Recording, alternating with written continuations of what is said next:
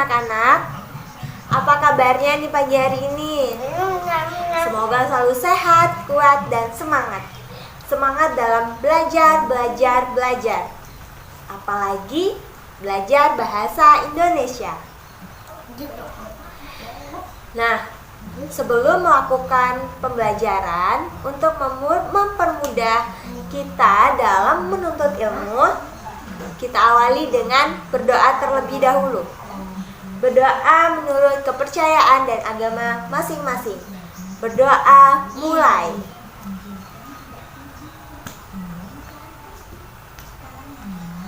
Berdoa selesai. Anak-anak, tahu nggak pada pagi hari ini kita belajar apa? Oke. Jadi pada pagi hari ini kita akan belajar mengenai teks prosedur. Ada yang sudah tahu belum nih apa itu teks prosedur? Belum? Baik. Pada pagi hari ini, Ibu akan sedikit menjelaskan mengenai apa itu teks prosedur. Jadi, teks prosedur sendiri itu adalah merupakan serangkaian langkah yang harus dilakukan untuk menyelesaikan sesuatu. Seperti halnya ingin membuat agar, kita harus menyiapkan bahan dan alatnya, kemudian cara membuatnya, direbus dulu, diaduk dulu agarnya sampai menjadi agar-agar yang enak dimakan dan dikonsumsi, dan itu seger banget loh. Dan ada pula tujuan teks prosedur itu sendiri, yaitu untuk memberikan petunjuk bagi pembacanya tentang langkah-langkah atau urutan secara menyeluruh untuk menyelesaikan suatu aktivitas. Seperti halnya teks-teks yang lain, ada pula struktur teks prosedur itu sendiri. Yang pertama, penulis biasanya menjelaskan tentang tujuan ia membuat atau menyusun teks prosedur itu. Dan yang kedua adalah material, biasanya berisi informasi tentang alat atau bahan yang dibutuhkan dalam melaksanakan kegiatan. Seperti yang Ibu jelaskan di awal, bagaimana cara membuat puding, kita harus menyiapkan bahan, alatnya, sebelum melakukan eksekusi terhadap agar itu. Dan yang ketiga adalah langkah-langkah. Bagian ini menjelaskan tentang proses atau tahapan yang harus dilakukan demi mendapatkan hasil yang maksimal dan sesuai dengan harapan yang diinginkan. Dan yang keempat adalah penegasan ulang.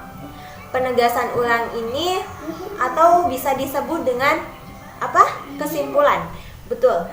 Kesimpulan, sebuah bagian dari akhir yang menjelaskan tentang penjelasan atau simpulan dari awal hingga akhir. Sama halnya dengan teks-teks yang lain, ada strukturnya seperti teks deskripsi. Dan ada lagi nih ciri-cirinya, ciri-ciri teks prosedur. Yang pertama, menggunakan kalimat perintah. Misalkan, tuanglah atau aduklah. Dan yang kedua, mendapatkan panduan yang harus dilakukan. Terdapat panduan atau urutan dari awal hingga akhir dalam pembuatannya.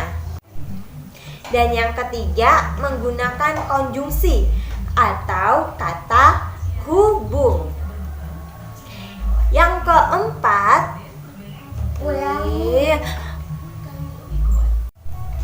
Yang ketiga, menggunakan konjungsi atau kata hubung.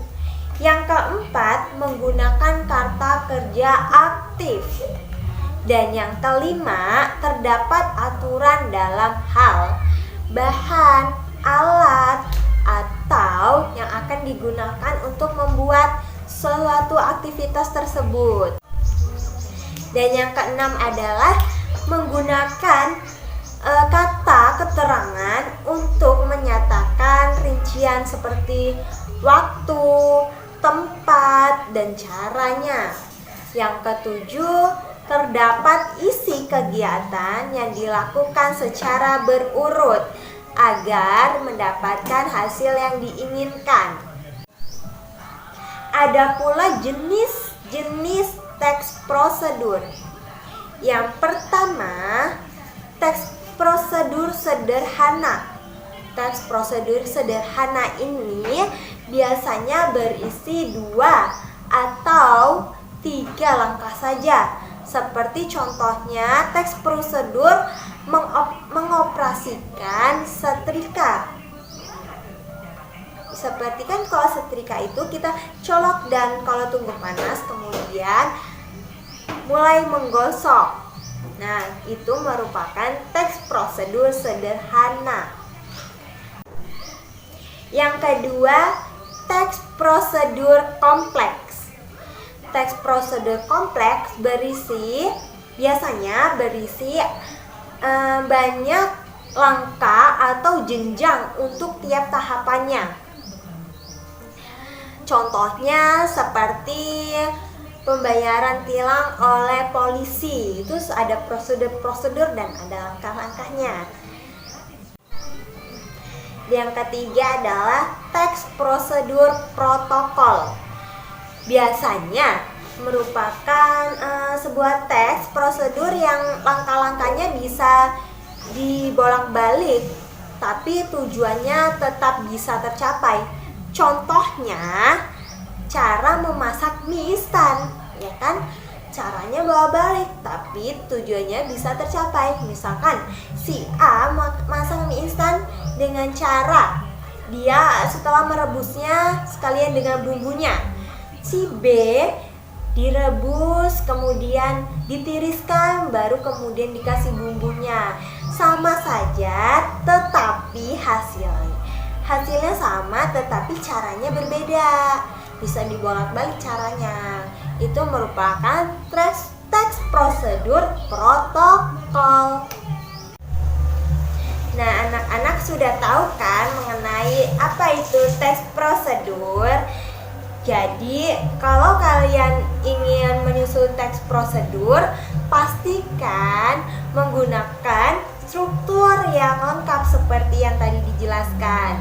Karena struktur teks prosedur yang lengkap akan membuat arahannya menjadi jelas dan mudah membantu pembaca untuk memahaminya. Jika teman-teman ingin menggunakan teks prosedur membuat nasi goreng, kalian harus menyiapkan bahan dan alatnya terlebih dahulu. Seperti bahannya, apa saja bahannya? Seperti nasi, kecap, bawang putih, bawang merah, dan cabai. Dan jangan lupa minyaknya. Kemudian bahannya seperti kompor, wajan, dan juga penggorengan. Yang pertama, kalian harus siapkan dan memotong bawang putih, bawang merah, cabainya terlebih dahulu. Kemudian panaskan minyaknya, baru tumis bahan-bahannya, kemudian baru nasinya. Setelah itu kecapnya.